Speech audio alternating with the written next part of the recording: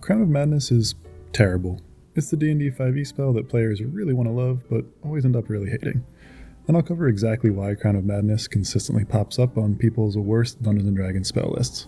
But, never one for total negativity, I'll also talk about what Crown of Madness is actually decent at, as well as what Dungeon Masters can do to tweak the spell out of F tier.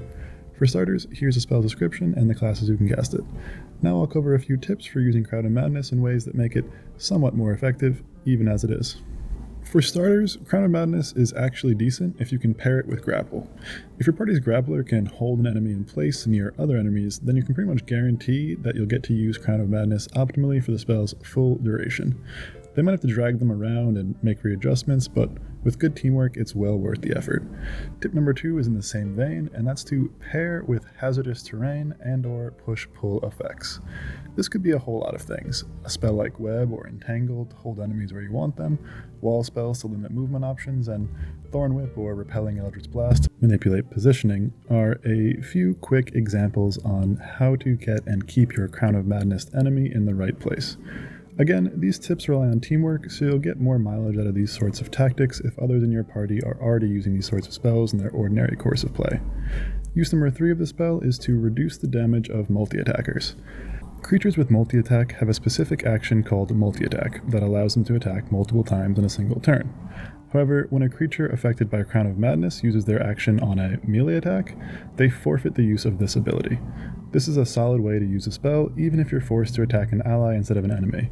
You're effectively reducing the amount of damage that your allies take each round that the spell is active. Tip number 4 and 4.5 are to use it in tight spaces with lots of enemies, and target the biggest baddie.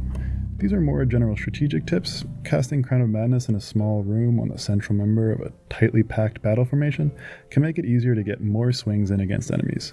In these scenarios, it's also usually best to target the biggest offensive threat, the bugbear instead of the hobgoblin, so that you're both denying the enemy their heavy hitter and adding them to your arsenal.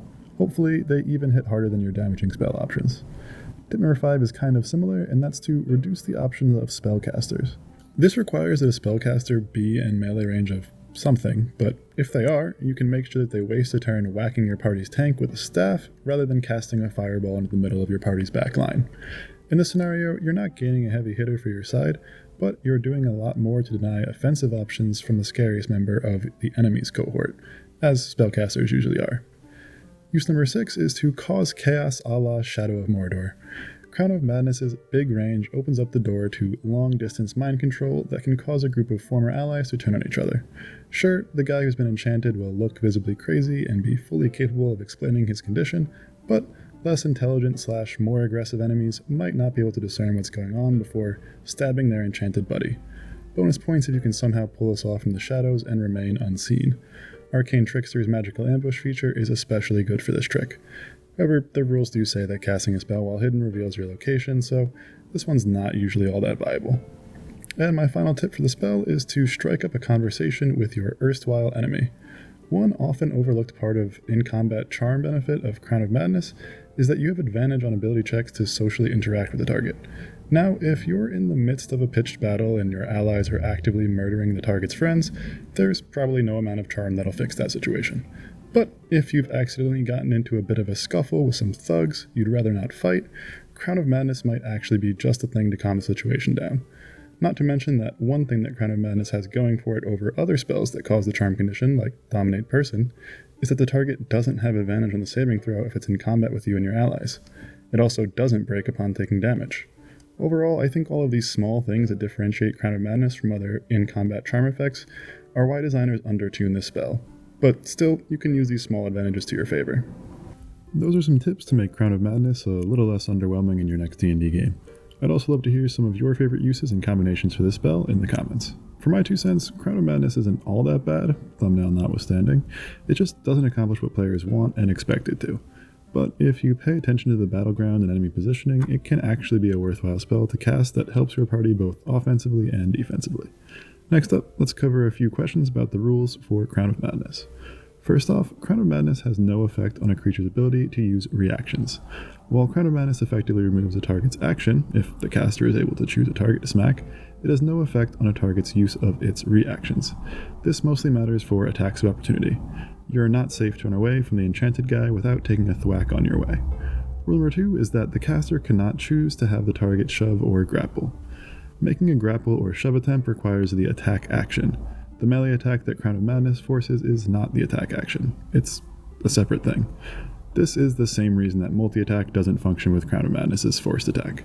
And rule number 3 is that the caster can choose which type of melee attack the target makes. This one is a little bit unclear, since the spell's description only discusses making a melee attack and says nothing about sheathing or drawing weapons. However, it seems clear enough that the Crown of Madness caster can select which hand they'd like the target to attack with. For example, if the target's left hand is empty and right hand holds a scimitar, the caster can select whether to make an unarmed strike or a scimitar attack. That's all I've got for possible Crown of Madness uses and answers about its rules. If you read the thumbnail, you already know my answer to this question, but allow me to go into more detail. The question is Crown of Madness a good spell? And my answer is no.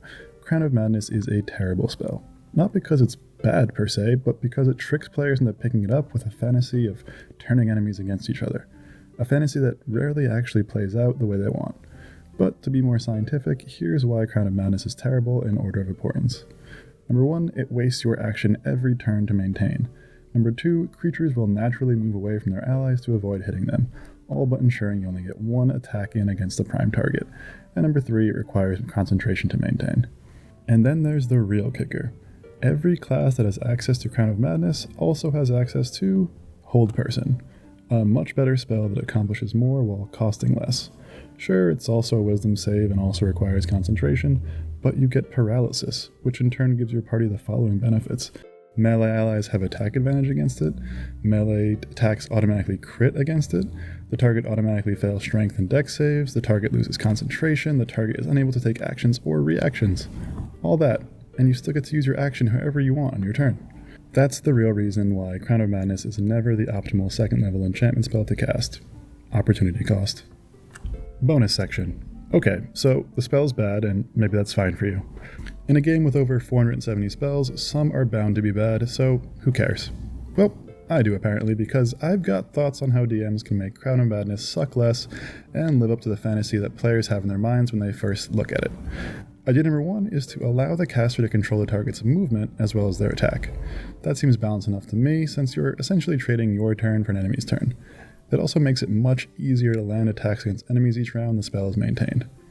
Idea number 2 is to allow the caster to maintain the spell without using their action every turn. I personally see nothing broken about this simple change because you still need to concentrate on the spell, and it's unlikely that one melee attack plus your normal damaging abilities will result in an overpowered damage per round. Idea number 3 is to remove the repeated wisdom saves to maintain the spell. That way, you know that once it's landed, it'll last until all of the target's friends are dead, or your concentration gets blown. Since you're already using an action to control the enemy, why should they also get a chance to break free anyway? There are plenty of other homebrew ideas out there, but these simple ones are easy to integrate and intuitive to use. I personally like the first idea most, since I think it matches what most players are expecting when they cast it. A fully fledged, in-combat mind control that allows you to use an enemy group's badass reaver to your party's advantage. Anyway, it's possible that I've missed some reason that these changes could end up being overpowered. Please let me know in the comments if I did. Thanks so much for watching. Hope you found this guide on Crown of Madness helpful and can show your appreciation with a like and subscribe. It's a massive help for small YouTubers like me. If you have any stories about using Crown of Madness in your own D&D game or questions about the spell's rules, please share them in the comments below. This is D&D Lounge wishing you the best of luck in your next spellcasting venture.